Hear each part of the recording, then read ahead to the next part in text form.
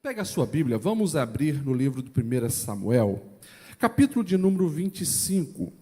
1 Samuel 25. E nós vamos ler o verso 18 e 19. Primeiro livro de Samuel, 25. Nós vamos ler o verso 18 e 19. Há uma palavra de Deus ao seu coração. Eu lembro você que a Bíblia é a palavra de Deus e Deus usa a sua palavra para trazer resposta ao seu coração. O texto diz assim: imediatamente Abigail pegou 200 pães, 2 vasilhas de couro cheias de vinho, 5 ovelhas preparadas, 5 medidas de grãos torrados, 100 bolos de uvas passas, 200 bolos de figo prensados, e os carregou em jumentos. E disse aos seus servos: vocês vão na frente, eu os seguirei. Ela, porém, nada disse a Nabal, o seu marido. Até aqui, você pode se assentar. Eu gostaria de falar nessa noite sobre isso aqui: sabedoria para reagir. Tem um ditado popular que diz que toda ação gera uma.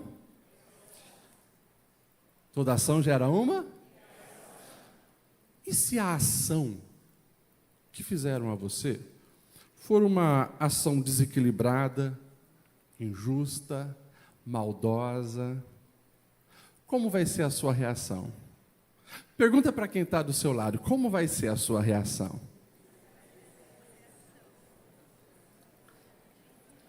No Império Romano, o sábio escritor Marco Aurélio, ele já dizia que a mente pode transformar qualquer circunstância pela forma como reage. Podemos transformar qualquer circunstância pela forma que nós reagimos. E claro, lamentavelmente, muitas vezes, a nossa reação, ela destrói sonhos, projetos, destrói aquilo que muitas vezes estávamos construindo com muita dedicação. Por isso, nós precisamos pensar, raciocinar na nossa ação e colocar a nossa ação subjugada à vontade do Senhor, mas também a nossa reação. Porque geralmente a ação é pensada, mas a reação, muitas vezes, ela não é pensada. E isso pode comprometer. Quando você estuda psicologia, você vai ver que tem muitos tipos de reação. Tem a reação impulsiva. Você conhece alguma pessoa que age sem nem pensar? Pois é, sempre impulsivo, né?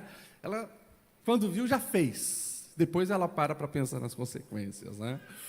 Tem aquela reação agressiva, que ela transforma as crises numa guerra, né? Provavelmente você conhece alguém assim também. Tem a reação do isolamento, a pessoa se isola. Tem a reação do vitimismo, né? Ela sempre é a coitadinha e se torna vítima, e claro, consequentemente procura culpar os outros. Tem a reação de negação da realidade. Mas nem é tão ruim assim, não é tão mal assim, não está bem assim a situação. Tem a reação da fuga por uma compulsão.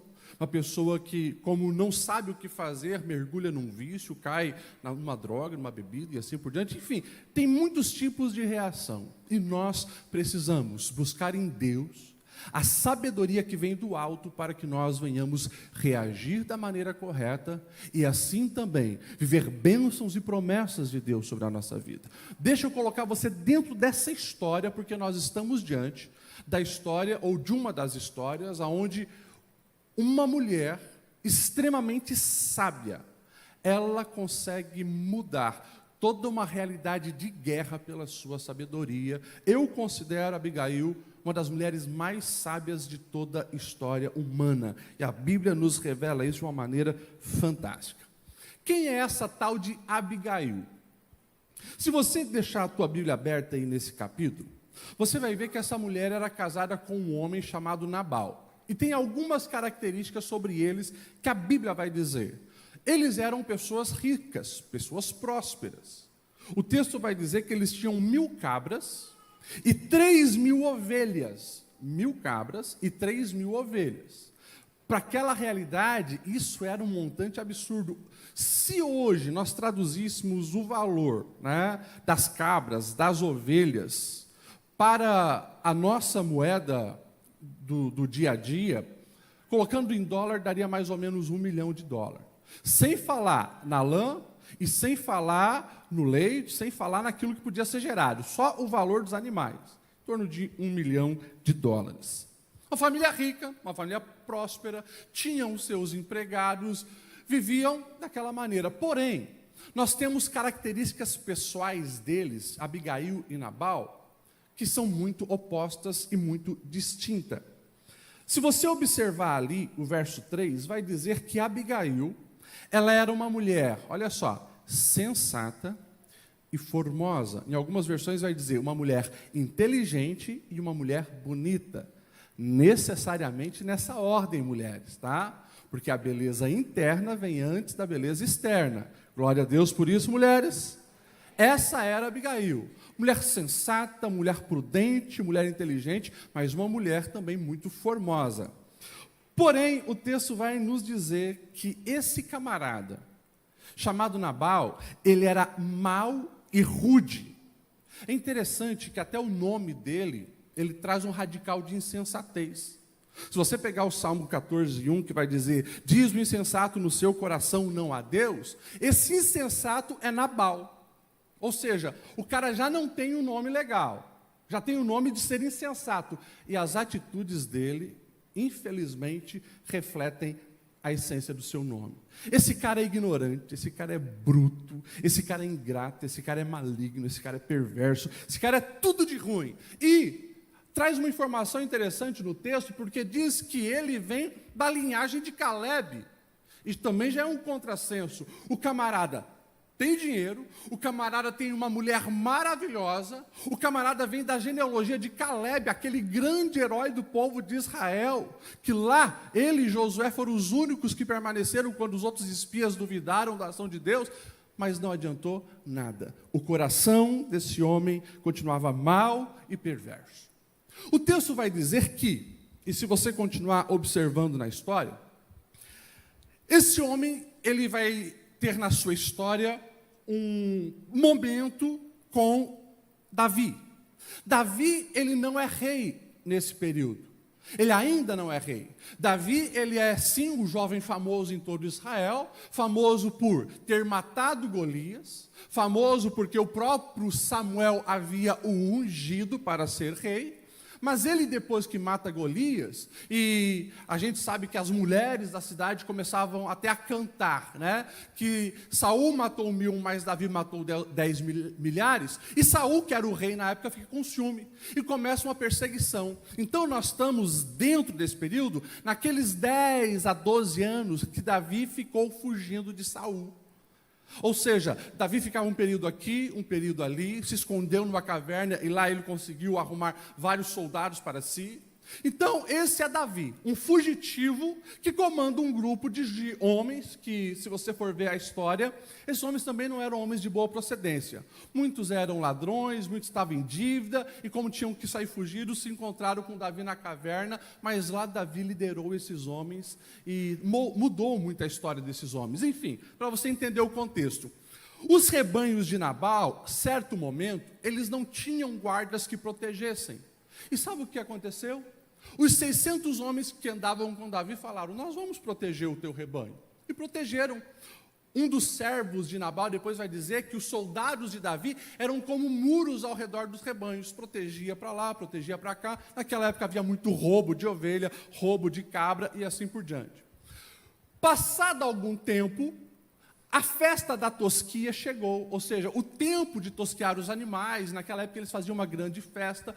Quando Davi fica sabendo, poxa, Nabal, aquele homem cujo nós protegemos o rebanho, está fazendo festa, chegou o tempo da tosquia, vamos pedir se ele pode contribuir com a gente, no nosso mantimento e tal. Mandou um dos servos para lá. E o servo então, olha que interessante o que nós vamos ter aqui.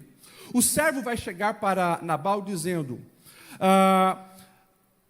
o rei Davi, quer dizer, o grande Davi, ele precisa de algum mantimento, e chega elogiando Nabal com pudor, com alegria, com respeito. Agora, olha a resposta de Nabal para aquele homem que era o mensageiro de Davi. Quem é Davi? Quem é esse filho de Jessé? Hoje em dia muitos servos estão fugindo do teu Senhor, porque eu deveria pegar meu pão, minha água, a carne do meu gado e dar para este homem que eu nem sei da onde vem. Davi, ele não era um homem muito pacífico. Davi era homem de guerra.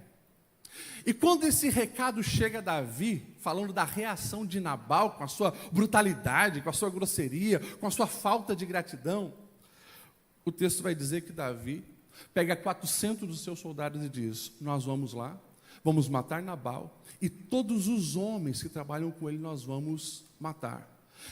Eu serei amaldiçoado, e Deus pode me amaldiçoar, se até amanhã eu não ter exterminado todos os homens da casa de Nabal. Então agora você imagine a cena.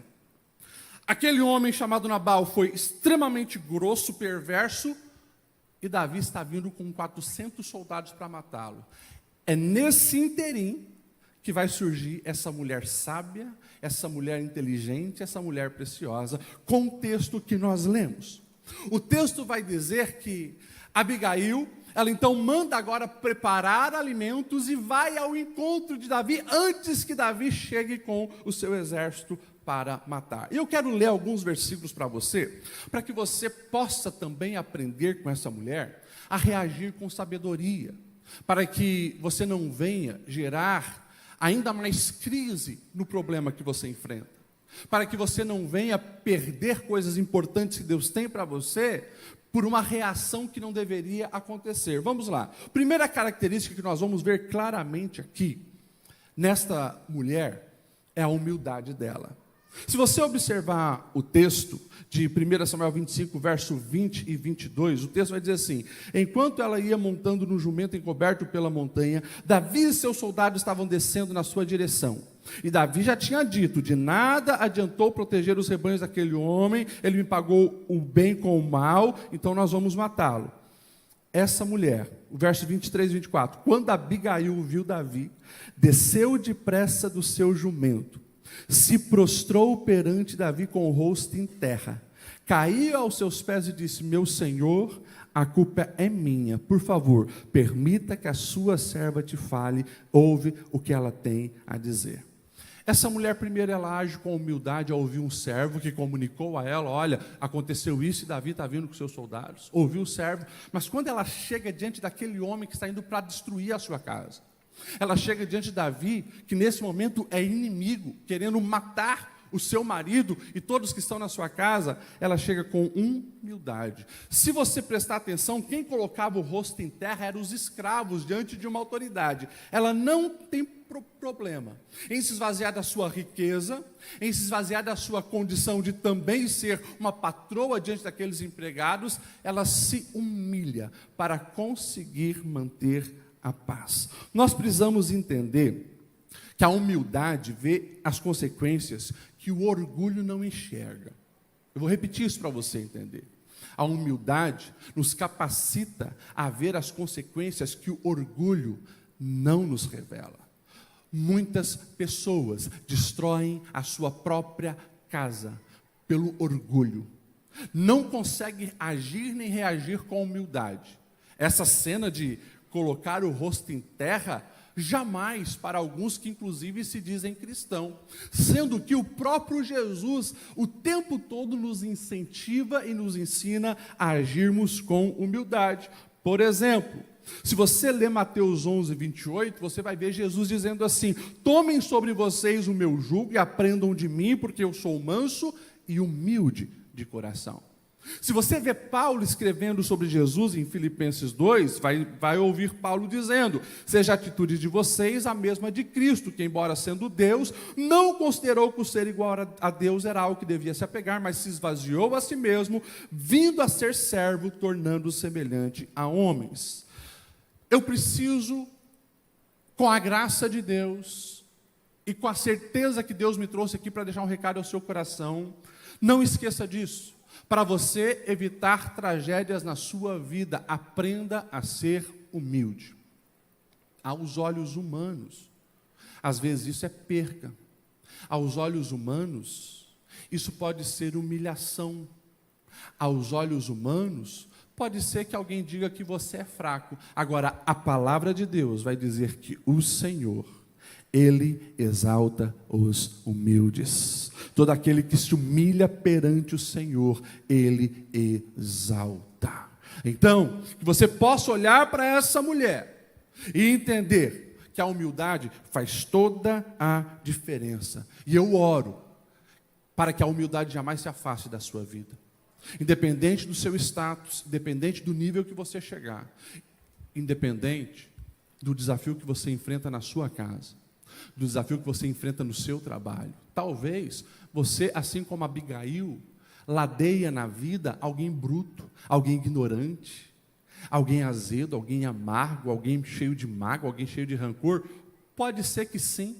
Agora, não permita que a malignidade do outro contamine também o seu coração. Não permita que o orgulho e a altivez do outro contamine o seu coração. Você é chamado para ser parecido com Cristo Jesus. E isso é que abre as portas de vitória para a sua vida. Se você me entende, diz amém.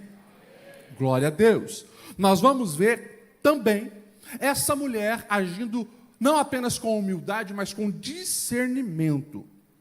Ou seja, quando ela ouve um escravo dizendo o que aconteceu e que Davi ficou irado e agora está vindo com soldados, ela entende que muitas vezes a arma da nossa guerra não é espada, é pão. Fala isso para quem está do seu lado. Muitas vezes a arma não é espada, é o pão. O verso que nós lemos, 18 e 19, vai dizer que imediatamente, quando ela soube disso, pegou 200 pães, vasilhas de couro cheias de vinho, ovelhas preparadas, medidas de grão. Ela foi então presentear Davi e os seus soldados. Sabe o que é isso? É uma loucura na lógica humana, porque ela está preparando um banquete para quem vem matá-la. Ela está preparando um banquete para quem vem matá-la. Mas ela sabe que a bondade dissipa essa chama do rancor, da vingança, da guerra. Agora, vamos lá. Deixa eu perguntar de uma maneira reflexiva, não precisa falar nada. Lá na tua casa, quando o teu marido vem com aquelas grosserias dele, você está reagindo com espada ou com pão? E você, maridão? Quando a mulher não está naquele dia legal, dia difícil, ela foi grossa, estúpida, você está reagindo com a espada ou com o pão? Uns não falaram nada, mas eu vi uns cutucando aí. Calma, calma. Aprenda uma coisa. Sempre é, ou podemos dizer, geralmente, 99% das vezes, o mais maduro é o primeiro a pedir perdão e não dá continuidade à malignidade. O mais maduro é o primeiro a reconhecer os seus erros. O mais maduro é aquele que vai encerrar o ciclo maligno de vingança, onde, me fez mal, eu vou fazer mal. E daí ele diz, me fez mal, vou fazer mal. E nunca para. O mais maduro é aquele que diz, ele me fez mal, mas a Bíblia me ensina a pagar o mal com o bem. Na verdade, a vencer o mal com o bem. Que você possa, com sabedoria, aplicar isso à sua vida, como essa mulher aqui está fazendo. Se você vai para as Escrituras, não tem como a gente ler muitos versículos, né? Mas eu quero ler 2 aqui. Romanos 15, 1, Paulo vai dizer assim, nós que somos fortes, devemos suportar a fraqueza dos fracos e não agradar a nós mesmos. Cada um de nós deve agradar a seu próximo para o bem dele, a fim de edificá-lo, pois também Cristo não agradou a si próprio, mas como está escrito, os insultos daqueles que te insultaram caíram sobre mim. Portanto, aceitem-se uns aos outros da mesma forma que Cristo os aceitou, a fim de que vocês glorifiquem a Deus. Deixa eu falar uma coisa explícita para você, e não se assuste, mas é um recado do púlpito à porta, para todos nós que somos crentes, todos nós que amamos o Senhor Jesus. Até hoje eu conversava com meu amigo Eduardo sobre isso, sobre a idolatria ao eu, aonde eu me coloco no centro de tudo, eu me adoro porque eu não nego o meu orgulho, eu não nego o meu desejo de vingança, Eu não nego o rancor que domina a minha alma para também ferir aquele que me feriu. Isso é um tipo de idolatria. Porque se eu sou cristão e desejo seguir ao Senhor, eu preciso fazer como Paulo fez. Não mais vivo eu, mas é Cristo que vive em mim. Ou seja, isso fala, e ele que está dizendo bem claro, quando eu tenho aquele desejo de a minha carne, né, se vingar, ele falou mal de mim, ela falou mal de mim, eu não acredito que naquele encontro de família falaram isso. Sabe aquele desejo de vingança que você tem? Pois é. É nesse momento que você precisa mostrar que você já foi crucificado com Cristo. E você diz, Senhor, a minha vontade é matar uns 1000, mas eu sou crente agora, então me ajuda, me segura, Senhor. Me ajuda a me controlar, ter domínio próprio. Espírito Santo, eu sou tua casa, o Senhor mora em mim, me guia, me direciona, e isso muda tudo. E deixa eu falar uma coisa para você, e volto a repetir aquilo que eu falei anteriormente. Às vezes, ou a maioria das vezes, essa reação, pela ótica humana, parece que você é fraco, parece que você não teve uma postura de guerreiro para enfrentar os malignos. Ei, Deus está vendo tudo, e sempre tem uma lei que não falha, a lei da semeadura. Você vai colher aquilo que você plantou. O que me choca ainda nas falas de Abigail, quando ela está diante de Davi, ela vai dizer no verso 24, meu Senhor, a culpa é toda minha, por favor, permita então que a sua serva te fale. Essa mulher, ela não tinha nada a ver com a história. O ignorante, o insensato, o tolo era o marido. Mas ela sabia, ela fez uma aliança com ele, ela também iria colher dos resultados. Então ela chega diante de Davi e diz, a culpa é minha, me ouve. Gente, que exemplo de mulher e que sabedoria nas suas reações. Porque o coração humano, ele sempre está querendo uma desculpa, tirar a culpa de si e colocar a culpa em alguém. Ela até poderia ter colocado toda a culpa no marido, mas ela está assumindo a responsabilidade para ela. Isso é um exemplo de humildade, e isso aqui é um exemplo de discernimento. Escute o que eu vou dizer para você agora. Se aproxime de Deus em humildade de coração e peça para que o Senhor te dê as armas certas na sua guerra. Tem pessoas querendo matar mosquito com bazuca, e isso vai fazer com que tudo ao seu redor exploda. Não faça isso. E tem pessoas também tão equivocadas que estão querendo matar um elefante com um matador de mosca. Isso não vai dar certo também. Busque sabedoria em Deus, sabedoria nas palavras. Naquele dia que o caos chegou na sua casa, a desavença chegou na tua casa, aquele dia que o seu patrão estava estressado, seus colegas de trabalho não estavam bem, não entre nessa pilha. Deus te deu graça para você ser luz no meio das trevas. E quando eu falo que o cristão é chamado para ser luz no meio das trevas, eu não estou apenas dizendo que você vai cheio de Deus chegar lá no meio do satanista e falar do amor também. Mas eu estou dizendo naquele dia, onde parece que as trevas chegaram na sua casa, ninguém está se entendendo, ninguém está falando a mesma linguagem, parece que há uma opressão maligna na sua casa, o Senhor te chama para se levantar como luz no meio da sua casa. E isso não vai apenas ser em palavras, porque muitas vezes a palavra é para apontar os erros dos outros, mas é uma atitude cheia de graça, cheia de amor, cheia de responsabilidade, onde os servos de Deus, eles não reagem de acordo com a lógica humana, mas como estão cheios do Espírito Santo, eles fazem a diferença aonde eles estão. Você me entende? Diga amém.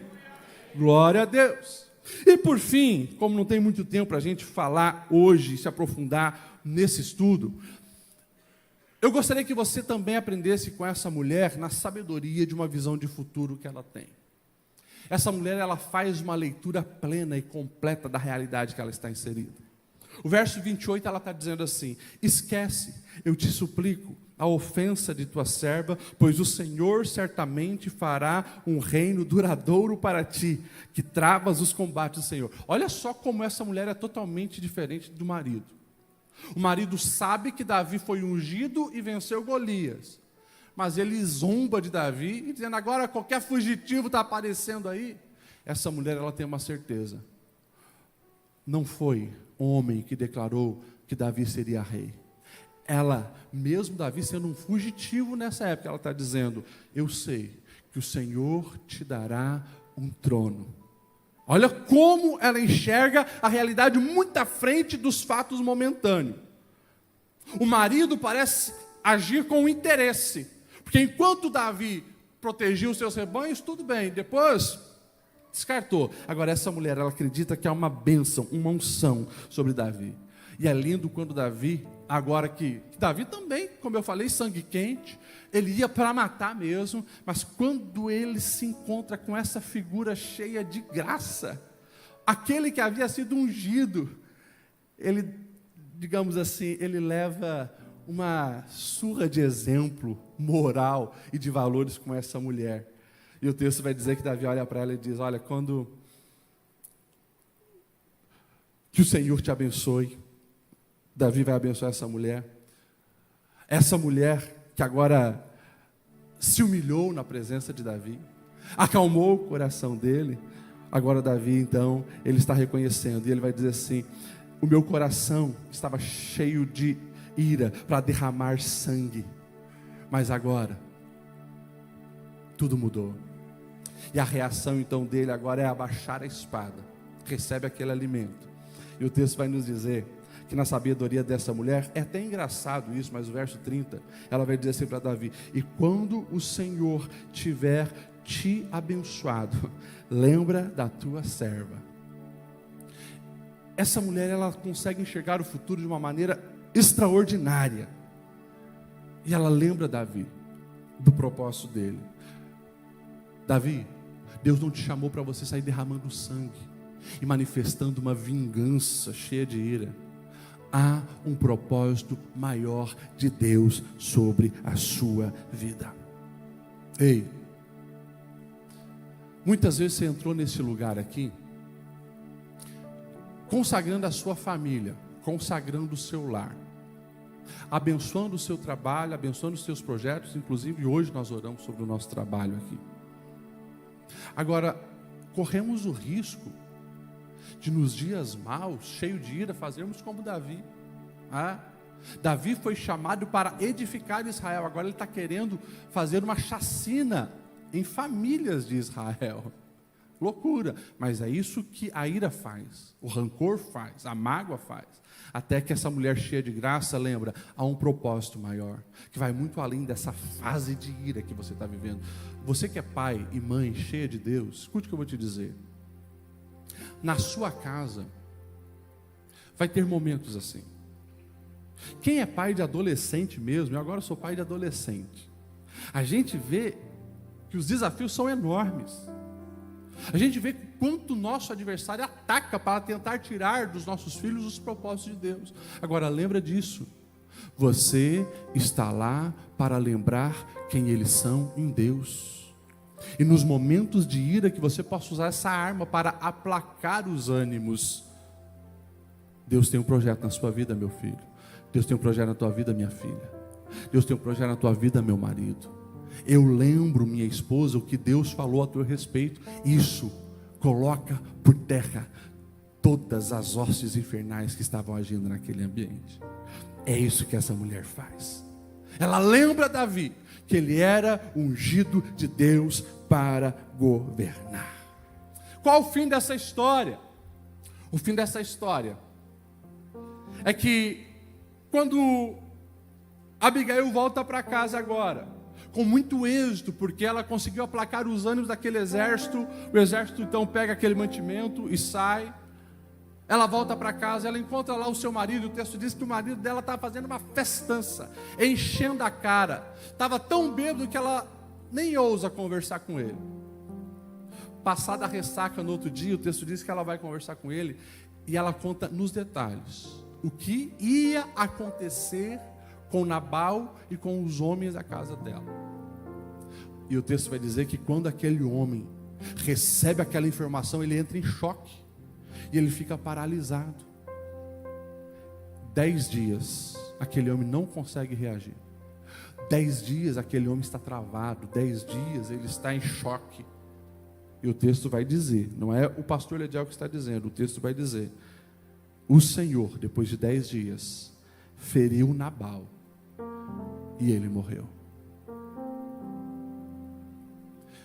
Plantou grosseria, plantou rancor, plantou tudo que é de ruim. Morreu.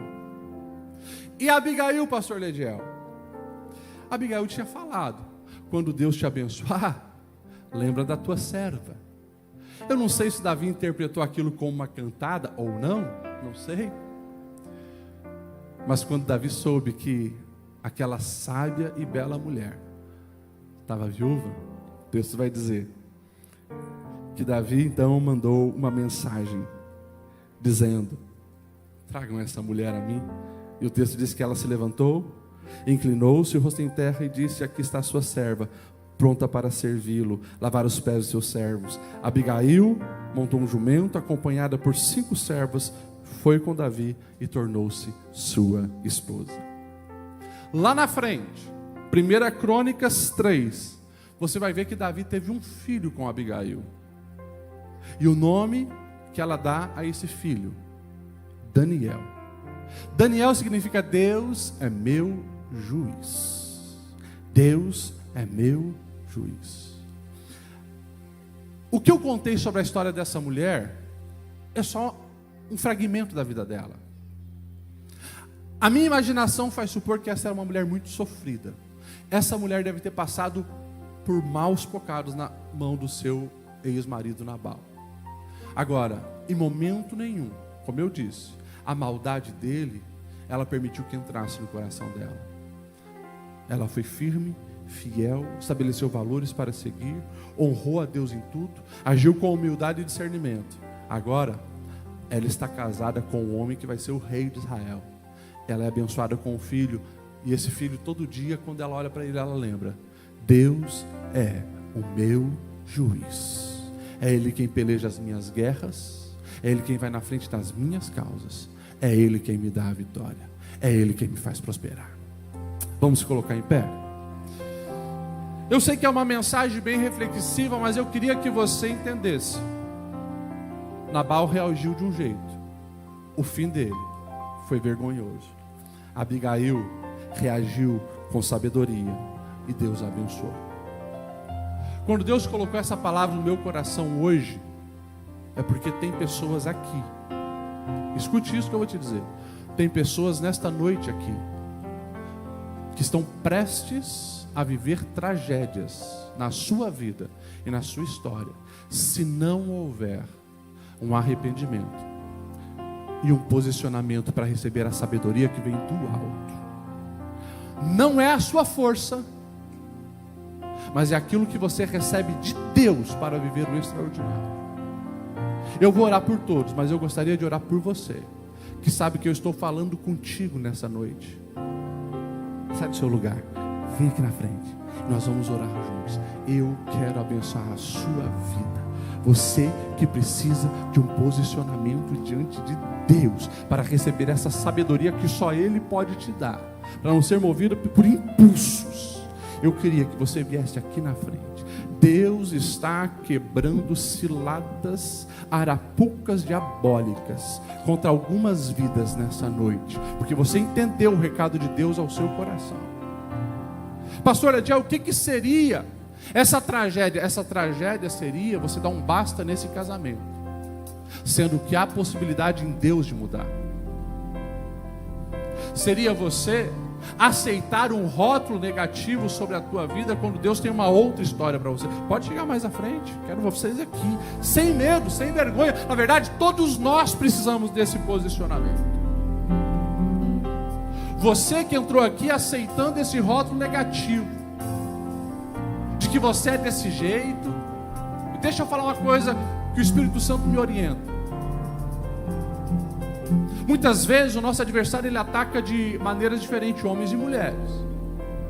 Geralmente vai atacar você, homem, na área da sexualidade e na área do seu posicionamento de hombridade com coragem e excelência. Alguém dizendo para você: você não vai dar nada, você não vai dar certo, que você põe a mão não dá certo, fracassa. Você que está querendo aceitar esse rótulo, em nome de Jesus, vem para cá que Deus vai te dar sabedoria para você reverter essa história. Você, mulher, geralmente é nos relacionamentos e na autoestima que o diabo ataca as mulheres. Ninguém vai te amar. Você não é belo o suficiente. Coisas sérias. Mas o nosso Deus, Ele é aquele que quebra o jugo. O nosso Deus é aquele que quebra as maldições. O nosso Deus é quem derrama sabedoria e graça nos corações para viver um novo tempo, uma nova história. Feche os seus olhos, eu quero orar por você. Espírito Santo de Deus, obrigado pela Tua palavra. Espírito Santo de Deus, abrimos o coração para receber tudo que os céus têm para ministrar em nós. Espírito Santo de Deus, perdoa pecados, traga sabedoria, dissipa a confusão dessa mente, dissipa os pensamentos diabólicos. Em nome de Jesus, Senhor, nós pedimos, venha dissipar esse espírito de calúnia, esse espírito de vitimismo, esse espírito maligno que compromete a identidade, a autenticidade dos teus filhos. Dê sabedoria, Senhor, para evitar esse divórcio. Dê sabedoria, Senhor, para evitar essa falência. Dê sabedoria, Senhor, para evitar a tragédia que está batendo nessa porta. E que as vidas aqui entendam, Senhor, que Tu és o caminho e a verdade que nós precisamos. Que nós possamos entender, Senhor, que não há outra maneira de reagir corretamente diante dos desafios da vida, se não for cheio da Tua graça, cheia da Tua unção, cheia da Tua sabedoria. Por isso eu peço, Senhor, sobre os meus irmãos que aqui estão, dê a vida, a graça, a sabedoria e o discernimento. Venha abençoar os Teus filhos, Senhor, de uma maneira completa, e que todo laço contra essa casa caia por terra. Dai-nos, Senhor, a sabedoria de Abigail. Eu peço a bênção em nome de Jesus. Amém, e amém, e amém.